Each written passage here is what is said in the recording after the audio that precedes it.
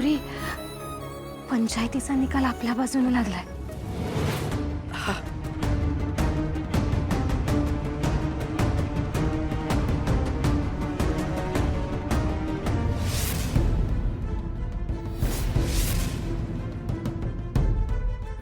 काय झालं? चला की, मला निघायच्या आधी गरम गरम शिरा खायचाय बघा तुमच्या हातचा.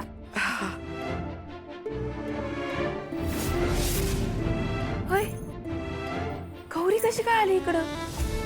तिला तर काय माहित नव्हतं ना पंचायतीचं. तेच तर, गौरीला कळू नये म्हणून कृष्णाने जीवाचं रान केलं आणि जे नाही व्हायला पाहिजे होतं तेच झालं. आता कृष्णाही गौरीला कशी समजावणार आहे आणि गौरी किती ऐकणार आहे? सगळंच अवघड गणित आहे. चल, 1 मिनिट.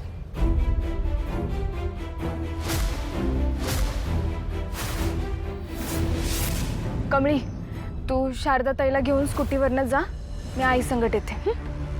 अगं नाही, नको. तू ताई संग जा, मी कृष्णाईन संग येतो. तेवढ्याच आमच्या पावसा पाण्याच्या गप्पा. ठीक आहे, चला.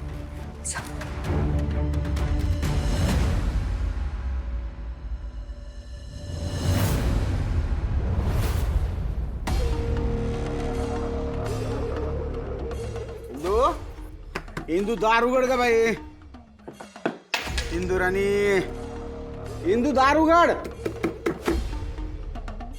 बिंदू, ए बिंदू, कुठं आहे तू? दीपक दार उघडण्यात आली. सांग तिला दार उघड मला. दिदे, इंदू बघ बर. दिदे, दार उघड. इंदू दार उघड का? नाही उघडणार. चल दार तू. इंदू,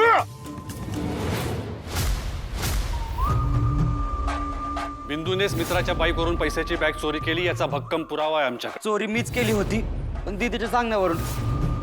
आता कृष्णाच्या पायावर नाक रगडून तू माफी मागायची.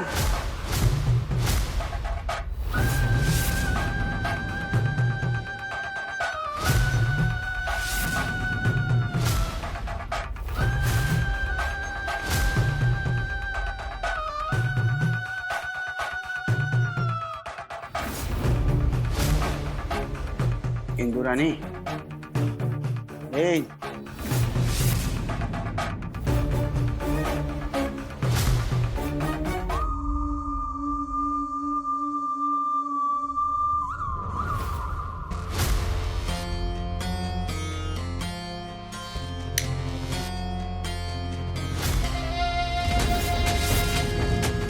इंदुराणी, का झालं? अरे अरे, ज्यानं काय ते झालं ते परत येणार आहे का? दिदे, अगं माझं दिदे. भाजणार नाही, जाळणार हे हात. इंदू, असं नको करू गं. दिदे, अगं हा दिदे बादल की. ह्याच हातांनी खाऊ पिऊ घालून तुझ्यासारख्या नागाला लहानाचा मोठा केला, पण तूच आज विश्वासघात केलास. अगं दिदे, माझ्याकडे काय पर्यायच नव्हता.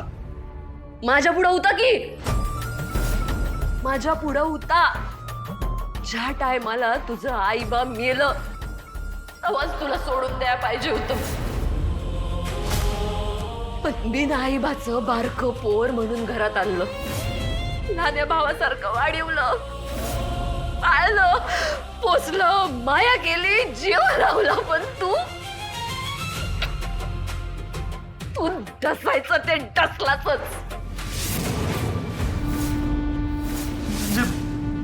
मी रक्ताचंच नातं का पाहिजे हे आता मला कळतंय. दिदे, दिदे मला माफ कर. तुम्हाला हे अगोदर का नाही सांगितलंस? कशाला? अजून अपमान करून घ्यायला? नाही दिदे, जरी मला अगोदर माहिती असतं ना तर माझा जीव गेला तरी चालला असतं, पण तुझ्या विरोधात गेलो नसतो मी. एक डाव माफ कर दिदे मला. मला दिदे म्हणलास तर जी भासडून हातात देईन तुझी. आज तू माझ्यासाठी मेलास. नाही दिदे. दिदे, ह्यो बिंदू राजा तुझा भाऊ तुझ्या झालेल्या अपमानाचा बदला घेणार दिदे. फक्त एकदा विश्वास ठेव माझ्यावर. तुला कुठं माहित होतं रक्ताचा आहेस नाहीस, तरी मी विश्वास तोडलास तू. आता तर रक्ताचा बी नाहीस. नाही दिदे, अगं असं नको बोलूस.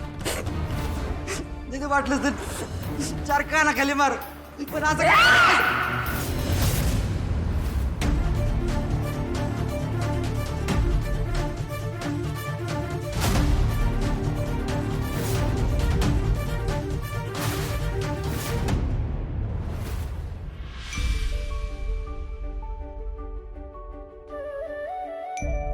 महादेवा, पुढच्या आशीर्वादानेच आज योग्य तो निर्णय घेता लागेल. असाच आशीर्वाद कायम राहू द्या पाठीशी.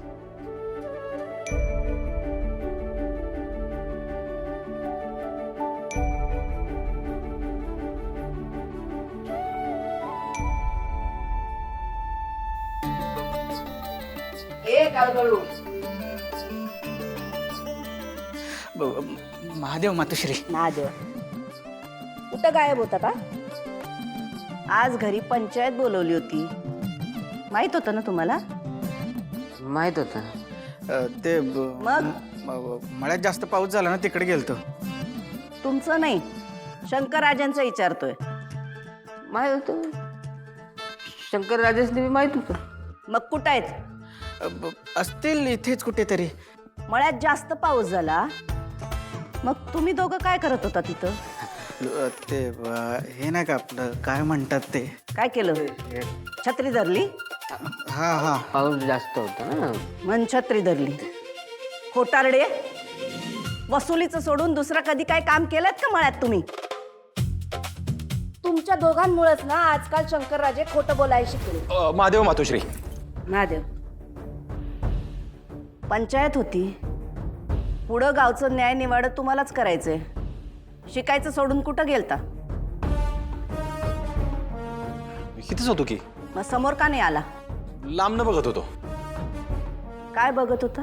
हेच मातोश्रींचा न्याय निवाडा. तुला सांगतो ताई, काय न्याय निवाडा केला मातोश्रींनी, 1 नंबर. काय 1 नंबर? हा, हेच की 4 बाप्यांनी मिळून बाईचं आयुष्य नाही ठरवायचं, बाईचं आयुष्य तिचं तिने ठरवायचं. जनार्दननी गप गुमान ती जागा कृष्णाईच्या नावावर करायची. इंदुराणीनं नाक रगडून कृष्णाईची माफी मागायची. हा हा हा, एक एक गोष्ट अशी नुसती ऐकावीशी वाटत होती. मातोश्रींचा न्याय निवाडा 1 नंबर, मातोश्री पण 1 नंबर. आज आमच्या हातनं चुकीचा निर्णय होता होता वाचला, याचंच समाधान आहे. महादेवाचीच कृपा. नाही मातोश्री, मला गॅरंटी होती तुमच्या हातनं चुकीचा न्याय निवाडा होणारच नाही. आणि शंकर असताना तर नाहीच नाही. सगळे खुश आहेत तुमच्या निर्णयानं. मातोश्रींनी कृष्णाईला न्याय मिळवून दिला असं म्हणतायत.